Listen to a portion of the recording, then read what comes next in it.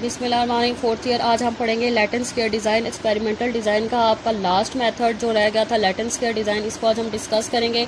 इससे पहले आपने क्या पढ़ा था, सीआरडी और RCBD. CRD just simple same one way ANOVA की तरह होता है और आरसीबीडी आपका two way ANOVA without interaction की तरह होता है।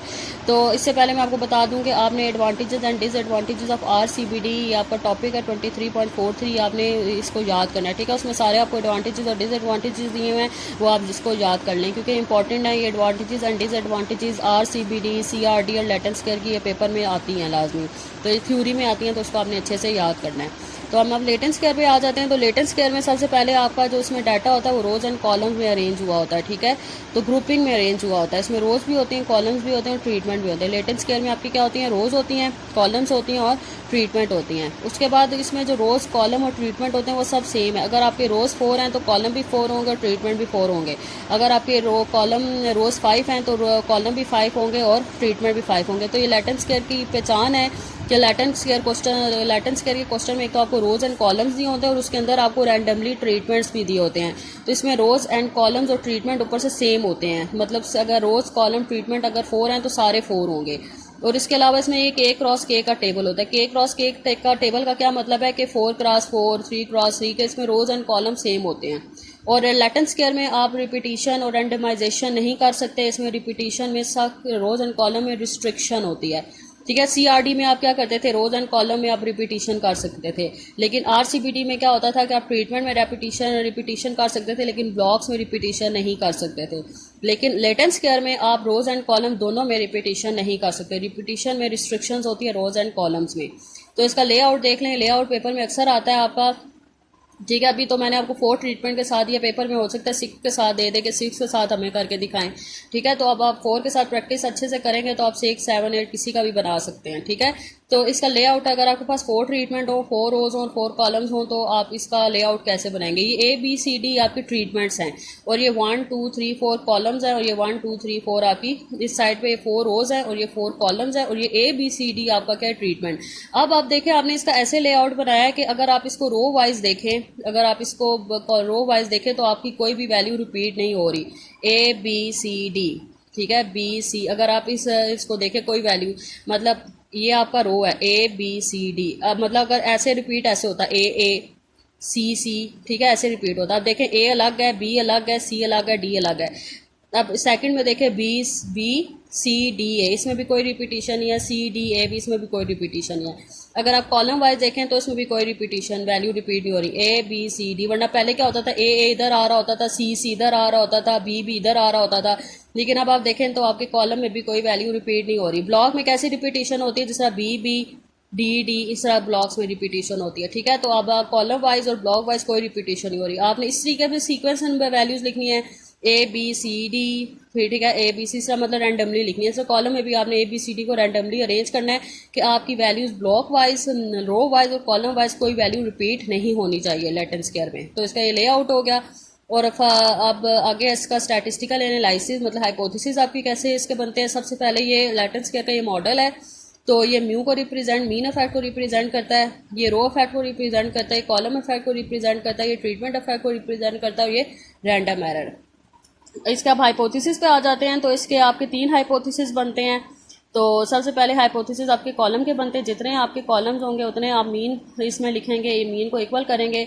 सेकंड हाइपोथेसिस, जितने आपके रोज होंगे उतने उसके मीन इफेक्ट को आप इक्वल करेंगे। और थर्ड हाइपोथेसिस, जितनी आपकी ट्रीटमेंट होंगी उतने आप उसके ट्रीटमेंट के मीन को इक्वल करेंगे, ठीक है। और H1 नॉट इक्वल होंगे। सेकंड स्टेप आपका अल्फा, थर्ड स्टेप आपका टेस्ट स्टैटिस्टिक्स। F1 होगा mean square column divided by mean square error, F2 होगा mean square row divided by mean square error और F3 होगा mean square treatment divided by mean square error. और इसमें V1 V2 V3 सारा K-1 है।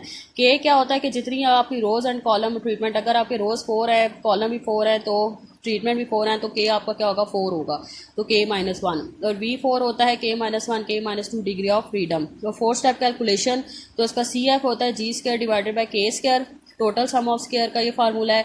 ये column SS का formula है, रो SS का, ट्रीटमेंट SS का और ये एरर SS का फार्मूला। भी आप इसका क्वेश्चन करेंगे तो आपको ज़्यादा क्लियर होगा।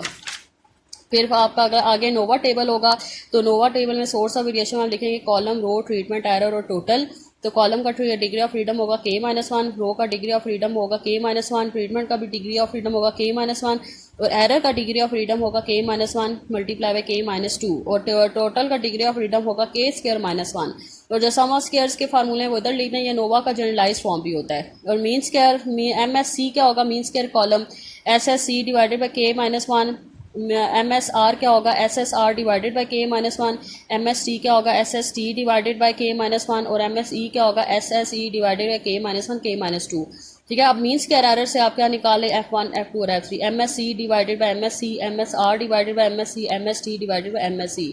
ठीक है, अब आपके फिर इसमें आगे आप टेबुलेटेड वैल्यूज़ निकालें, F अल्फ़ा V1 को V4 में देखें, फिर V2 को V4 में देखें, फिर V3 को V4 को देखें। F1 को आपने इसके साथ कंपेयर करना है, F2 को इसके साथ कंपेयर करना है, F3 को इसके साथ कंपेयर करना है। फिर 6 स्टेप में आपने कंक्लूजन लेना है कि आपका रो कॉलम और ट्रीटमेंट के मीन इफेक्ट सेम है या नहीं है, आपका इट्स नॉट इसमें एक्सेप्ट हो रहा है या रिजेक्ट हो रहा है। अगर आपके ट्रीटमेंट, जस्ट ट्रीटमेंट को आपने देखना, रोज एंड कॉलम को नहीं देखना। अगर आपके ट्रीटमेंट रिजेक्ट हो रहा है तो फिर उस पर आप क्या लगा दें, LSD लगा दें। अगर ट्रीटमेंट एक्सेप्ट हो रहा है तो फिर आप LSD अप्लाई नहीं करेंगे। और 23.5.3 पे आपका टॉपिक एडवांटेज और डिसएडवांटेजेस ऑफ लैटेंट स्क्वायर, ये भी आपने अच्छे से याद करना है, ये भी इंपॉर्टेंट है। वो तीनों में से किसी के भी एडवांटेज एंड डिसएडवांटेजेस पेपर में मस्ट देता है। तो जो फर्स्ट 3 इसके पॉइंट्स हैं वो एडवांटेजेस हैं और 4 to 7 जो इसके पॉइंट्स हैं वो डिसएडवांटेजेस के हैं। तो ये आप अच्छे से इसको याद कर लें। अब हम इसका एक लॉन्ग क्वेश्चन 23.22 देख लेते हैं। तो इसमें वो कह रहा है कि आपने analysis of variance by using latent square करना है। तो अब ये जो आपको इसमें कॉलम्स 4 दिए हुए हैं, लैटेंट स्क्वायर में क्वेश्चन आपको किस तरीके से दिया होता है, ऊपर कॉलम्स मेंशन करता है, साफ कॉलम होते हैं कि 1 2 3 4 कॉलम है, 1 2 3 4 रोज हैं और ये जो अंदर रैंडमली वैल्यूज गिवन दी होती है, ट्रीटमेंट्स होती हैं।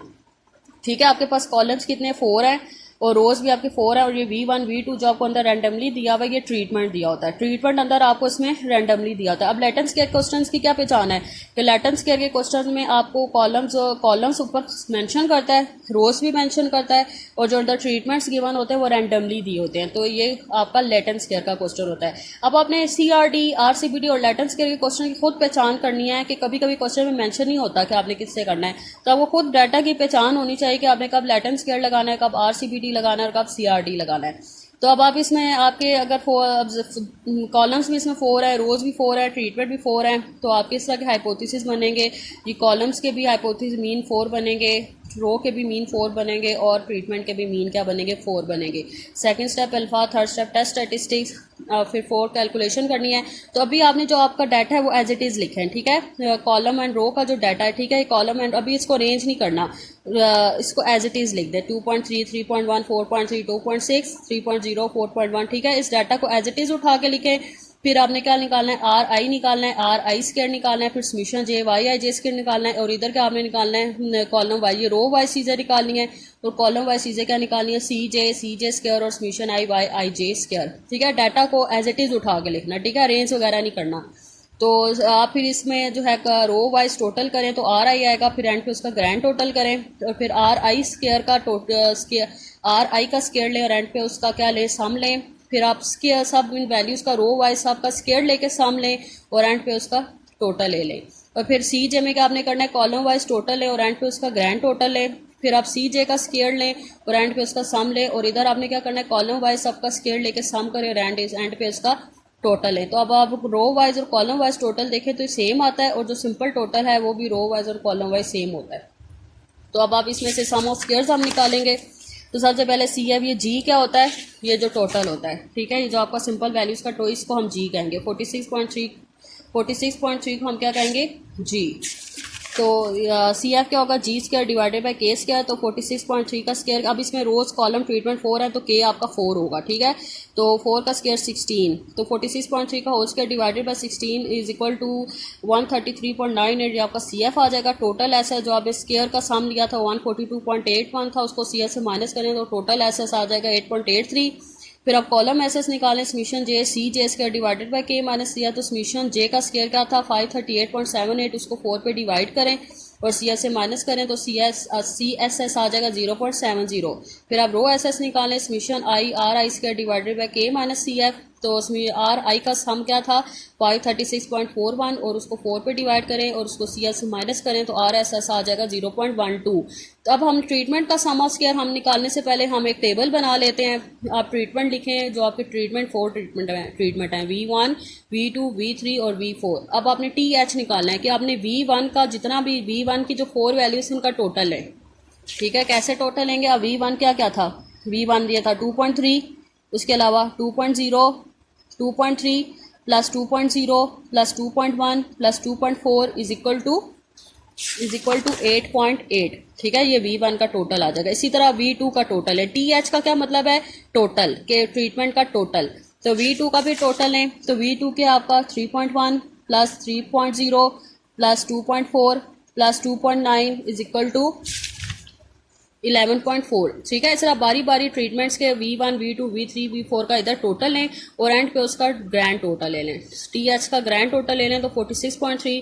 फिर आप ये आपका TH है उसका स्केयर लें सबका और एंड पे उसका टोटल ले लें और फिर आप इसका मीन भी निकालें। हो सकता है आपकी ट्रीटमेंट रिजेक्ट हो जाए तो फिर हम LHDs पे अप्लाई करेंगे। तो मीन के लिए आप क्या करेंगे? जो आपका ये TH है उसको 4 पे डिवाइड करिए। 8.8 divided by 4 is equal to 2.20।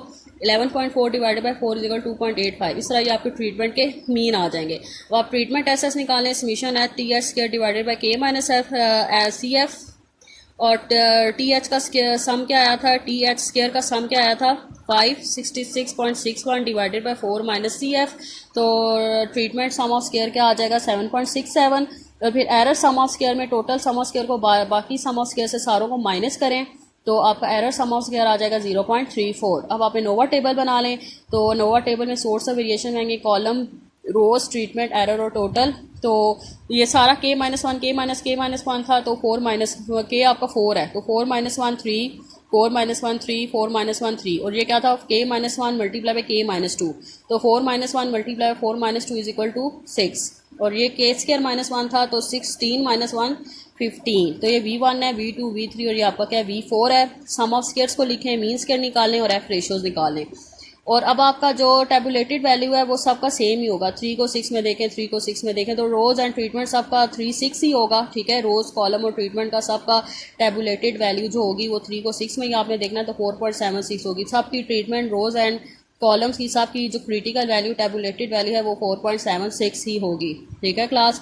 तो अब आप अगर हम अब इन दोनों को कंपैरिजन करें तो रोज एंड कॉलम्स को अगर हम देखें तो रोज एंड कॉलम में आपका H0 एक्सेप्ट हो रहा है और ट्रीटमेंट में आपका H0 क्या हो रहा है? रिजेक्ट हो रहा है। तो ट्रीटमेंट में आपका H0 रिजेक्ट हो रहा है तो इसमें अब आप LSD को अप्लाई कर दें। तो आप LSD को अप्लाई करें तो ये आगे मैंने आपको सारा मेथड लिखा हुआ है। LSD is equal to T alpha by 2 V2 means के error divided by R, 2 means के एरर डिवाइडेड बाय R।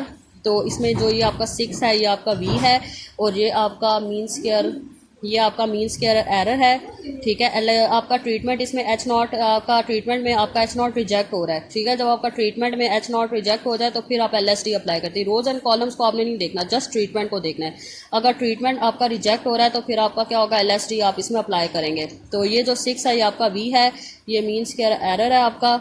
तो अल्फ़ा आपका 0.05 है तो 0. पहले आप ये T की वैल्यू निकालें, T अल्फ़ा बाई 2 V निकालें तो 0.05 को 2 पे डिवाइड करें, V आपका 6 है तो 0.025 को 6 में देखें तो T की वैल्यू आएगी 2.447। उसको LSD के फार्मूले पुट करें तो LSD आपका आ जाएगा 0.41। तो अब आप मीन को कंपैरिजन करना है। आपने मीन को कंपैरिजन करने के लिए जो आपके मीन है उसको अरेंज करके लिख दें। अब मीन का आपने कंपैरिजन करना है, जो आपको सेम मीन लगते हैं उनके नीचे आप लाइन लगाएं कि ये आपके मीन जो हैं सेम है। तो सबसे पहले आप मीन को अरेंज करके लिखें असेंडिंग ऑर्डर में। ठीक है, फिर मुझे जो सेम लग रहे थे, मुझे V1 और V4 सेम लग रहा था तो मैंने इसके नीचे लाइन लगा ली। फिर मुझे V4 और V2 सेम लग रहा था तो मैंने इसके नीचे लाइन लगा दी। ठीक है, तो यहाँ तक आज आपका होमवर्क है। तो ये सबसे पहले जो टॉपिक्स हैं ये आपने नहीं करने, आप देख लें। ये क्वेश्चंस हैं जो ये आपने नहीं करने। ठीक है, ये टॉपिक्स हैं जो आपने नहीं करने और ये क्वेश्चंस हैं जो आपने नहीं करने। और आज आपकी डायरी है कि आपने 23.22 से लेकर 23.25 तक ये आपने क्वेश्चंस करने हैं। ठीक है, और ये आज आपका होमवर्क है और ये मुझे करके दिखाएं और जो चीज़ आपको समझ नहीं आती तो मुझसे पूछ लें। अल्लाह हाफिज़।